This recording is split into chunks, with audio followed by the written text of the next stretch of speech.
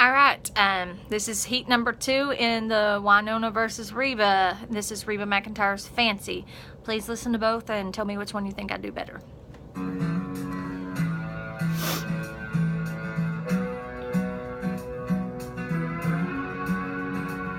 I remember it all very well. Looking back, it was the summer I turned 18. We lived in a one-room run-down shack on the outskirts of New Orleans.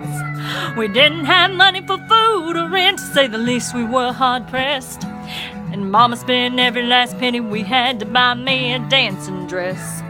Mama washed and combed and curled my hair, and she painted my eyes and lips. Then I stepped into a satin dancing dress that had a split from the side clean up to my hips. It was red, tripping, brimming, and it fit me good. Standing back from the looking glass, there stood a woman where a half-grown kid had stood. She said, "Here's your one chance, fancy, don't let me down. Here's your one chance, fancy, don't let me down." Mama dabbed a little bit of perfume on my neck and she kissed my cheek. And then I saw the tears welling up in her troubled eyes as she started to speak. She looked at a pitiful shack and then she looked at me and took a ragged breath. She said, "Your pa's runned off and I'm real sick and the baby's gonna starve to death." She handed me a heart-shaped locket that said, "To thine own self be true." And I shivered as I watched a roach crawl across the hole of my high-heeled shoe. I sounded like somebody else that was talking, asking, "Mama, what do I do?" She said, "Just be nice to the gentleman, fancy, they'll be nice to you." Said, "Here's your one chance, fancy, don't let me down. Here's your one chance, fancy, don't let me down. Lord, forgive me for what I do, but if you want out, well, it's up to you. You're gonna let me down now, your mama's gonna move you uptown."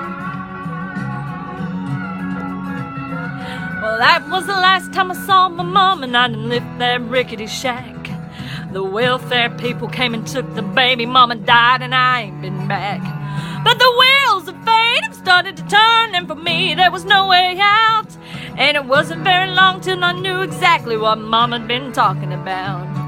I knew what I had to do, but I made myself this solemn vow. I'm gonna be a lady someday, though I didn't know when or how.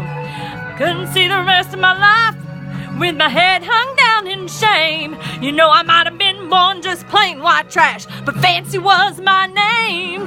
Here's your one chance, Fancy, don't let me down. Here's your one chance, Fancy, don't let me down.